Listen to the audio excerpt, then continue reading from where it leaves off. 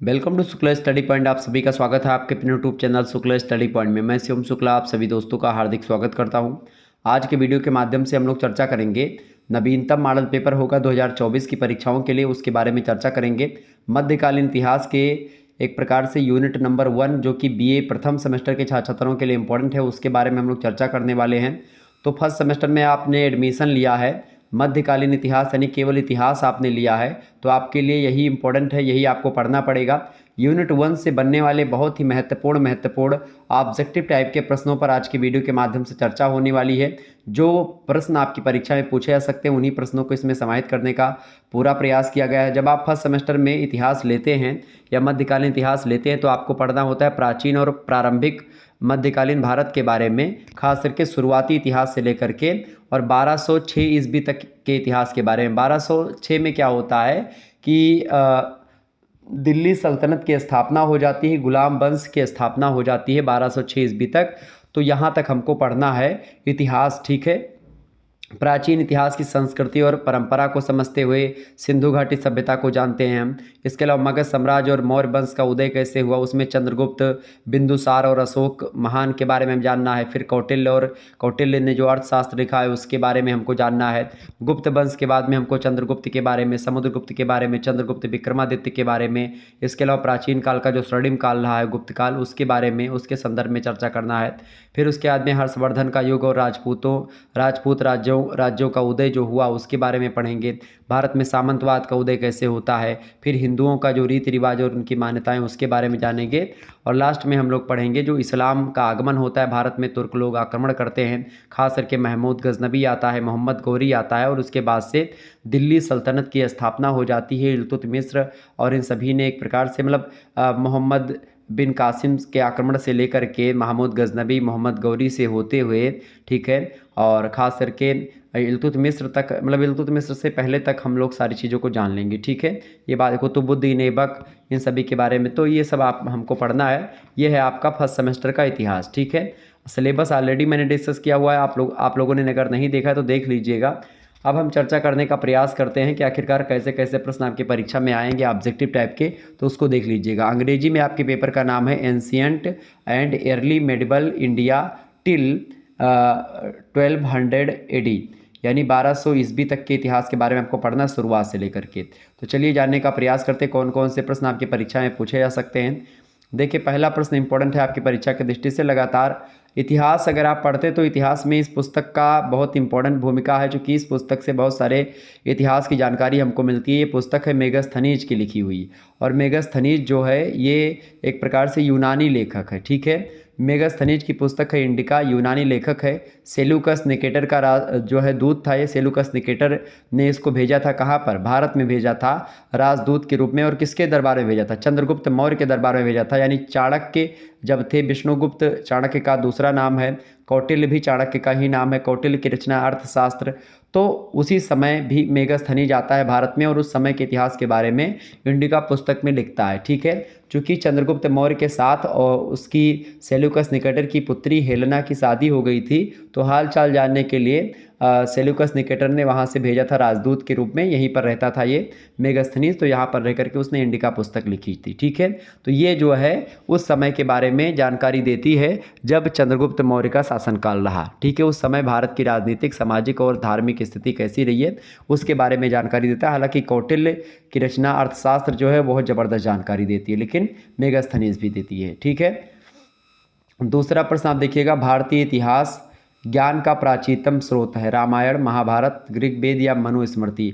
तो भारतीय ज्ञान का प्राचीनतम स्रोत जो है वो ऋग्वेद है। ऋग्वेद जो है सबसे प्राचीन वेद है, सबसे पुराना वेद है, ठीक है। दुनिया में सबसे पहली पुस्तक आप मान सकते हो, सबसे पहला ग्रंथ मान सकते हो ऋग्वेद को। ऋग्वेद से पहले कोई ग्रंथ नहीं लिखा गया, ठीक है। और वेदों को अपौरुषीय भी कहा जाता है, चूँकि इनकी रचना पुरुषों ने नहीं की, किसी व्यक्ति ने नहीं की है, इसकी रचना भगवान ने स्वयं करी है, ठीक है। तो इसीलिए वेदों को अपौरुषीय कहा जाता है। वेद को लोग एक प्रकार से याद करते थे पहले, ठीक है, ये बात ध्यान रखिएगा। आगे बढ़ते हैं, अगला क्वेश्चन आपकी स्क्रीन पर आ चुका है। तीसरा नंबर प्रश्न है, अर्थशास्त्र का लेखक कौन है, बताएं। कौटिल्य, मनु, मिलिंद या कामंदक। तो कौटिल्य महोदय जो हैं वो अर्थशास्त्र के लेखक हैं। कौटिल्य के दो नाम और हैं, एक नाम कौटिल्य का है विष्णुगुप्त और एक नाम है चाणक्य। ठीक है, ये बात ध्यान रखिएगा, बहुत इंपॉर्टेंट भूमिका निभाते हैं ये। और चाणक्य की बात करें तो चाणक्य जो है ये पहले घनानंद के दरबार में रहते थे। नंद वंश के शासक थे घनानंद, और नंद वंश के अंतिम शासक हैं। उनसे कुछ अनबन हो जाती है और नंद वंश के शासक धनानंद ने इनका घनानंद ने क्या कर दिया था, इनकी बेइज्जती कर दी। और उसी बेइज्जती को इन्होंने एक प्रकार से क्या करा, एक शोले के रूप में परिवर्तित किया। चंद्रगुप्त मौर्य को एक प्रकार से इतनी शिक्षा और इतना टैलेंटेड बना दिया कि चंद्रगुप्त मौर्य ने नंद वंश के शासक धनानंद को पराजित किया, घनानंद को पराजित किया, और उसके बाद में उसकी गद्दी पर स्वयं बैठे और अखंड भारत की कल्पना करके चाणक्य ने, चंद्रगुप्त मौर्य का जो शासनकाल है उस समय प्रधानमंत्री थे चाणक्य। और चाणक्य एक प्रकार से उनको ऐसी ऐसी नीतियां बताया करते थे कि उन नीतियों पर वो चल करके और एक महान शासक के रूप में उभरता है चंद्रगुप्त मौर्य। ठीक है, आगे बढ़ते हैं।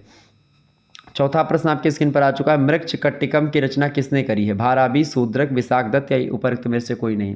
तो मृच्छकटिकम भी बड़ी फेमस रचना है और इसके बारे में भी जानकारी मिलते हैं, मतलब इतिहास से इस रचना में। ये रचना है शूद्रक की, option number B correct answer हो जाएगा। मोस्ट मॉडर्न पुस्तक है, लगातार परीक्षा में यहाँ से प्रश्न पूछा गया है। अगला प्रश्न, ये भी पुस्तक बड़ी फेमस है, आपकी परीक्षा में प्रश्न आएगा, लगातार परीक्षा में प्रश्न आ रहा है इस प्रश्न को लेकर के, मतलब ये प्रश्न लगातार परीक्षा में पूछा जा रहा है। तो आप इन सभी प्रश्नों को एकदम से रट लीजिएगा।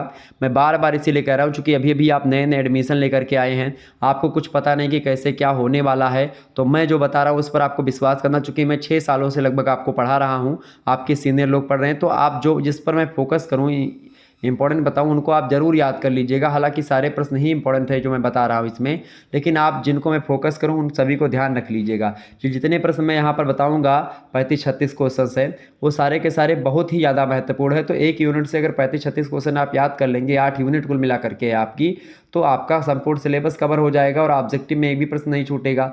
अच्छा, इसमें ऑब्जेक्टिव में आपको कुछ याद करने की आवश्यकता भी नहीं, मैं सारी चीज़ों को आपको क्लियरिफाई करता हुआ चलता हूँ, कॉन्सेप्ट क्लियर करते हुए। विक्रमांक देवचरित, विक्रमांक देवचरित की रचना किसने करी है? विक्रमांक देवचरित की रचना करी है बिल्हड़ ने। ठीक है, ये बात ध्यान रखिएगा। और कल्हड़ एक है, उन्होंने राज तरंगड़ी लिखी है। तो बिल्हड़ की रचना विक्रमांक देवचरित विक्रमादित्य के बारे में जानकारी देती है, विक्रमादित्य षष्ठ के बारे में जानकारी देती है विक्रमांक देवचरित।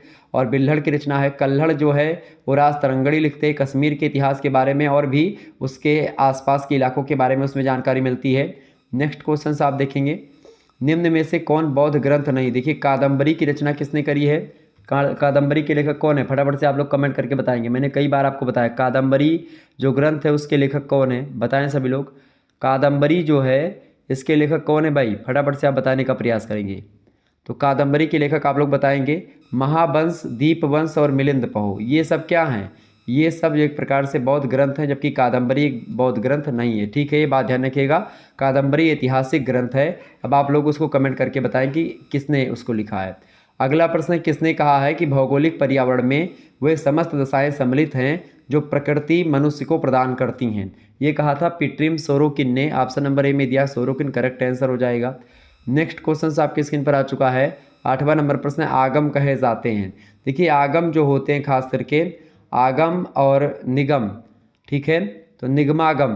तो आगम एक प्रकार से जैन साहित्य में भी होते हैं और खास करके ये जो है सनातन परंपरा में भी हैं, तो जैन साहित्य भी लगा सकते हैं। ऑप्शन नंबर इसका बी करेक्ट आंसर होगा।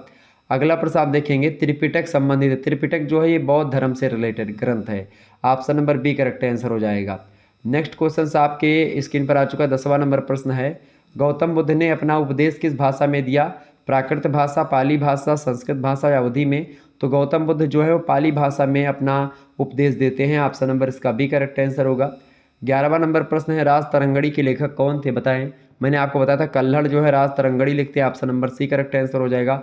बिल्हड़ जो है वो क्या लिखते हैं? विक्रमांक देवचरित लिखते हैं। बाण भट्ट की रचना कौन सी है? बाण भट्ट की रचना कौन सी भाई? फटाफट से आप बताएंगे। बाण भट्ट की रचना बहुत ही फेमस है। बाण भट्ट की आत्मकथा तो लिखी हजारी प्रसाद द्विवेदी ने, लेकिन क्या मैंने बताई? बुद्ध चरित के लेखक है अश्वघोष, बिल्कुल ठीक है।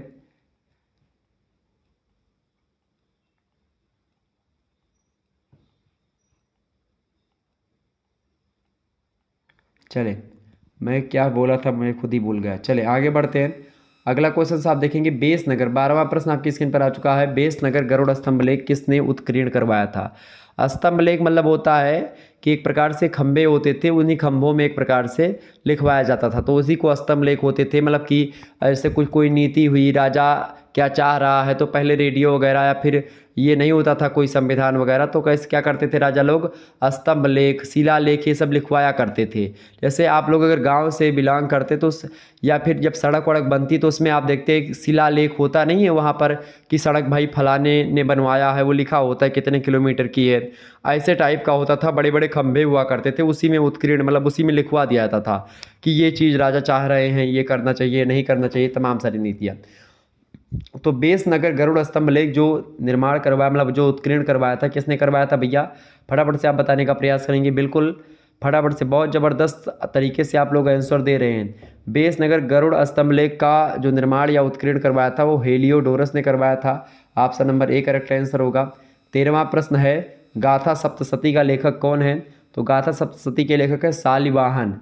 अच्छा, शालिवाहन का दूसरा नाम है हाल, शालिवाहन या हाल दोनों एक ही थे, ठीक है। तो गाथा सप्तशती के लेखक कौन है, शालिवाहन है, ये बात ध्यान रखिएगा। अश्वघोष की अगर बात की जाए तो अश्वघोष की रचना कौन सी, बुद्ध चरित अगर कहीं पर मिले तो वो अश्वघोष की रचना है, ये बात ध्यान रखिएगा, ठीक है। आगे बढ़ते हैं, अगला प्रश्न 14 नंबर क्वेश्चन है, निम्नलिखित में से कौन व्याकरण ग्रंथ नहीं है। देखिए महाभाष्य जो है पतंजलि का ग्रंथ है, व्याकरण ग्रंथ ही है ये। अष्टाध्यायी पाणिनि का व्याकरण ग्रंथ है, ठीक है। तो आपसे पूछे महाभाष्य के रचयिता कौन है, तो आप बताएंगे पतंजलि है महाभाष्य के रचयिता। अष्टाध्यायी के रचयिता आपसे पूछे कौन है, तो आप बताएंगे पाणिनि है, और ये दोनों व्याकरण ग्रंथ हैं, ठीक है। तीसरा ऑप्शन दिया गया इंडिका। इंडिका पुस्तक मैंने आपको बताई थी, ये ऐतिहासिक ग्रंथ है, और किसने लिखा है, मेगास्थनीज की रचना है ये, ठीक है। यूनानी लेखक है मेगास्थनीज, तो इंडिका उसने लिखी है। चंद्रा व्याकरण की अगर बात करें तो चंद्रा व्याकरण चंद्र गोविंद ने लिखा है। चंद्र गोविंद भी एक प्रकार से व्याकरण ग्रंथ है, चंद्र गोविंद का चंद्र व्याकरण, ठीक है। तो 3 व्याकरण ग्रंथ हैं, इंडिका जो है ये ऐतिहासिक ग्रंथ है, मेगास्थनीज ने लिखा था इसको, ठीक है। ये बात ध्यान रखेंगे। आगे बढ़ते, 5वां प्रश्न आपकी स्क्रीन पर आ चुका, फटाफट से एक बार वीडियो को लाइक और शेयर कर दीजिएगा। प्रश्न है 15वां नंबर प्रश्न है, जातक कथाएं किस धर्म से रिलेटेड हैं या संबंधित हैं, तो बौद्ध धर्म से रिलेटेड हैं जातक कथाएं, ऑप्शन नंबर इसका सी करेक्ट आंसर होगा। अगला प्रश्न है 16 नंबर प्रश्न है, रामायण का लेखक कौन था, बताएं रामायण का लेखक कौन था, मतलब रामायण का लेखक कौन था, बताएं। तुलसीदास जी तो श्री रामचरितमानस लिखते हैं, ठीक है। कंबन ने भी रामायण लिखा है। व्यास जी ने क्या लिखा है, व्यास जी ने महाभारत की रचना करी है। वाल्मीकि जी ने रामायण की रचना करी, ध्यान रखेंगे। कंबन ने भी रामायण लिखा, लेकिन वो कंबन रामायण है। तुलसीदास जी ने रामचरितमानस लिखा है, लेकिन रामायण केवल पूछे तो आप बताएंगे वाल्मीकि जी ने लिखा। किस भाषा में लिखा वाल्मीकि ने रामायण, संस्कृत भाषा में लिखा। तुलसीदास जी ने किस भाषा में लिखा है, अवधी भाषा में लिखा है, ठीक है, यानी अवधी बोली में। अगला क्वेश्चन से 17 नंबर क्वेश्चन आपकी स्क्रीन पर आ चुका है, बुद्ध चरित के लेखक कौन थे, बताएं।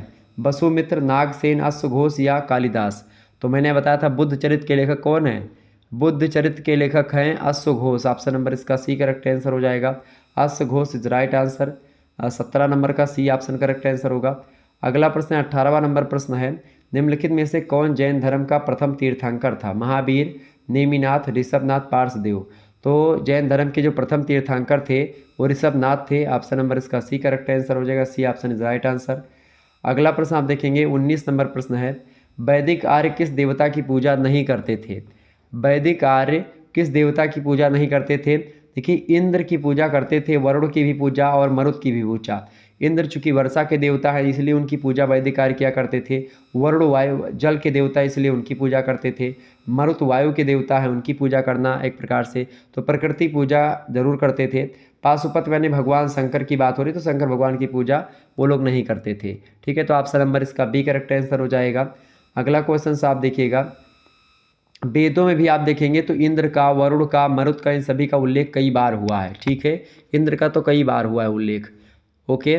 आगे बढ़िए, अगला प्रश्न आपकी स्क्रीन पर आ चुका है, निम्नलिखित स्मृति ग्रंथों में से कौन सबसे प्राचीन स्मृति ग्रंथ है, याज्ञवल्क्य की स्मृति, मनु स्मृति, बृहस्पति स्मृति या फिर देवल स्मृति। तो सबसे जो प्राचीन स्मृति है इन स्मृतियों में से जो ऑप्शन में दी गई हैं इनमें से सबसे जो प्राचीन स्मृति है वो कौन सी है, प्रश्न यही पूछा जा रहा है। तो ये है मनु स्मृति, ऑप्शन नंबर इसका बी करेक्ट आंसर हो जाएगा। इंपॉर्टेंट प्रश्न है, परीक्षा की दृष्टि से परीक्षा में आया हुआ प्रश्न है। ये प्रश्न भी लगातार पूछा जाता है। आदि कवि किसे कहते हैं, तो वाल्मीकि को आदि कवि कहते हैं। किसको कहते हैं, वाल्मीकि को आदि कवि कहा जाता है, ठीक है, ओके। कालिदास की कौन सी रचना है? अभिज्ञान, शकुंतलम, मेघदूतम, ये सब रचना किसकी है? कालिदास की है। ओके। कल्हड़ की रचना कौन सी है? रास तरंगड़ी कल्हड़ की रचना है। ओके। वाल्मीकि ने क्या लिखा है? रामायण लिखा है। ओके, ये बात ध्यान रखिएगा। नेक्स्ट क्वेश्चन आप देखिएगा, 22 नंबर क्वेश्चन आपकी स्क्रीन पर आ चुका है। पेरिप्लस ऑफ द इरीथ्रियन सी, इस पुस्तक के लेखक कौन है? पेरिप्लस ऑफ द इरीथ्रियन सी पुस्तक की अगर बात करें तो एक अज्ञात यूनानी लेखक था, नाविक था यूनानी, और वो एक प्रकार से उसने ही लिखा था इस पुस्तक को। ठीक है, चूंकि यात्री था और नाविक था तो उसने ही लिखा था पेरिप्लस ऑफ द इरीथ्रियन सी। इसके संबंध में मतभेद है विद्वानों में, तो ऑप्शन नंबर इसका बी लगा देंगे। अगला क्वेश्चन आपकी स्क्रीन पर आ चुका है, 23 नंबर। महाभारत का लेखक कौन था? तो महाभारत के लेखक कौन थे भाई? व्यास जी थे। ऑप्शन नंबर इसका डी करेक्ट आंसर हो जाएगा। पाणिनि ने क्या लिखा है? अष्टाध्यायी लिखा है पाणिनि ने। पतंजलि ने क्या लिखा है? महाभाष्य लिखा है। कालिदास ने अभिज्ञान, शकुंतलम, मेघदूतम, ये सब रचनाएं लिखी हैं। व्यास जी ने महाभारत लिखा है। ठीक है, तो करेक्ट आंसर क्या होगा? महाभारत का ही पूछा गया था। अगला प्रश्न, नीति सार की रचना किसने करी है? तो नीति सार के लेखक कौन है? फटाफट से आप बताएंगे। बिल्कुल, कामंदक मुनि जो हैं ये नीति सार के लेखक कामंदक। ऑप्शन नंबर इसका सी करेक्ट आंसर हो जाएगा। शून्य की खोज किसने करी? आर्यभट्ट ने करी। पाई की खोज किसने करी? आर्यभट्ट ने करी। ध्यान रखेंगे। बुद्ध घोष मतलब बुद्ध घोष जो है, अश्वघोष की बात यहाँ पर होनी। चले आगे बढ़ते। कालिदास तो हो ही गया, बता ही दिया मैंने कई बार। अगला क्वेश्चन आप देखेंगे, 25 नंबर प्रश्न है। निम्नलिखित में से कौन मनुस्मृति पर लिखी गई टीका के लिए प्रसिद्ध है? अपरार्क, मेधातिथि, बाण या फिर कालिदास? तो बताएं, करेक्ट आंसर क्या हो जाएगा? मनुस्मृति पर लिखी गई टीका के लिए फेमस है। टीका क्या होती है? टीका मतलब उसका सहज रूप में या सहज भाषा में उसको लिखना। ठीक है, ऐसे कोई कठिन भाषा में लिखिए तो उसका सरलीकरण करना ही टीका कहलाता है। ठीक है, ताकि आम जनमानस तक वो बातें पहुंच सके। तो मनुस्मृति की टीका किसने लिखी है? उसको लिखा है मेधातिथि ने, और इसीलिए फेमस है Medhatithi. Option number B correct answer होगा। 26 नंबर क्वेश्चन आपकी स्क्रीन पर आ चुका है। नारद स्मृति के टीकाकार कौन है? असहाय, विश्वरूप, देवल या फिर अपरार्क? तो असहाय ये नारद स्मृति के टीकाकार हैं। Option number A correct answer होगा। अगला प्रश्न 27 नंबर। निम्नलिखित व्रतों में से कौन सा एक महावीर ने जोड़ा था? अहिंसा, सत्य या फिर अपरिग्रह और या फिर ब्रह्मचर्य? तो जो महावीर ने जोड़ा था जैन धर्म में जो व्रत में से, वो तो जोड़ा था ब्रह्मचर्य। ऑप्शन नंबर इसका डी करेक्ट आंसर होगा। 28 नंबर क्वेश्चन आप देखेंगे। एक बार जितने भी लोग देख रहे हो फटाफट से वीडियो को लाइक और शेयर कर दीजिएगा, चैनल को सब्सक्राइब कर लीजिएगा। इसी प्रकार से आगे जो 7 इकाइयाँ उनकी भी वीडियोस आपके समक्ष आएगी, और 2023 वाले जितने भी क्वेश्चन पेपर हुए हैं आपके, वो सब साल हमारे प्लेलिस्ट में आपको मिल जाएंगे। और इसके अलावा 2023 में बहुत सारे लेक्चर बोर्ड पे हमने पढ़ाए थे, वो भी आपको मिल जाएंगे। और बोर्ड में अब की बार भी मैं पढ़ाने वाला हूँ, तो लगभग बस 10-12 दिनों के बाद मैं पढ़ाना प्रारंभ कर दूंगा, या उससे पहले ही शुरू कर दूंगा। तो चिंता करने की आपको आवश्यकता नहीं। तो सारी चीज़ें आपको यहाँ पर मिलेंगी। लिखित टाइप का मॉडल पेपर, ऑब्जेक्टिव टाइप का मॉडल पेपर, सारी चीज़ें आपको यहाँ पर मिलने वाली हैं। देखिए अगला प्रश्न आपकी स्क्रीन पर आ चुका 28 नंबर। नेचुरल हिस्ट्री का लेखक कौन था? बताएं, नेचुरल हिस्ट्री का लेखक कौन था? फटाफट से आप बताने का प्रयास करेंगे। नेचुरल हिस्ट्री के लेखक हैं प्लिनी। ऑप्शन नंबर इसका सी करेक्ट आंसर हो जाएगा। एक बात यहीं पर मैं आपको और एक अनाउंसमेंट ये करना है कि अगर आप में से किसी को हिंदी साहित्य का कोर्स लेना है फर्स्ट सेमेस्टर का, तो ले सकते हैं। फर्स्ट सेमेस्टर की लगभग जितनी कविताएं हैं आपकी, हिंदी काव्य आपके पाठ्यक्रम में संकलित है। ये बात ध्यान रखिएगा, हिंदी काव्य आपको पढ़ना है। हिंदी साहित्य और हिंदी काव्य एक ही बात है, तो हिंदी साहित्य में हिंदी काव्य आपको पढ़ना है फर्स्ट सेमेस्टर में, जब आप प्रथम सेमेस्टर में एडमिशन लेते हैं। तो अगर आप में से किसी को कोर्स लेना है हिंदी साहित्य का, तो उसमें आपको PDF नोट्स और एक प्रकार से जितनी कविताएं हैं उन सभी की व्याख्या वगैरह हो चुकी है।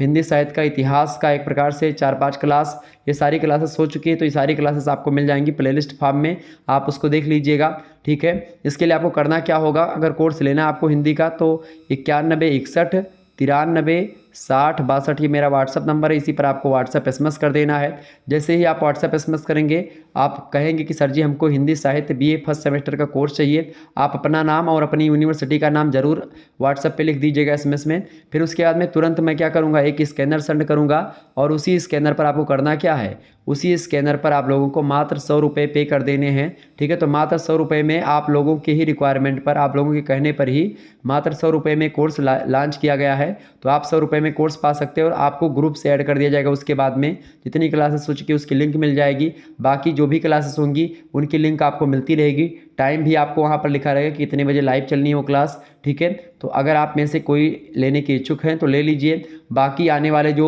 Second semester, third semester, fourth semester या और भी जितने सेमेस्टर आपके होंगे उन सभी के लिए इंपॉर्टेंट हो जाएगा, क्योंकि आप उस ग्रुप से जुड़े रहेंगे तो आप आगे भी आपका एक प्रकार से मार्गदर्शन होता रहेगा। और सबसे बड़ी बात कि आप डायरेक्ट हमसे जुड़ पाएंगे इससे, ठीक है। तो मात्र 100 रुपये में आपको कोर्स पढ़ाया जाएगा, संपूर्ण हिंदी साहित्य का सिलेबस उसमें कवर करवाया जा रहा है। तो लगभग आधा से ज़्यादा हो गया है सिलेबस, वो वीडियोज़ आपको मिल जाएंगी और बाकी जो भी क्लासेस होंगी वो उसमें मतलब मिलती रहेंगी ग्रुप में, तो आप लोग देख लीजिएगा, ठीक है। तो आप में से जिनको भी लेना है आप ले सकते हैं, तुरंत SMS करें व्हाट्सएप पर हमारे नंबर पर, ठीक है। और ध्यान रखेंगे जैसे आप 100 रुपये पे करेंगे तो उसका स्क्रीनशॉट भी आपको सेंड करना होगा, ठीक है।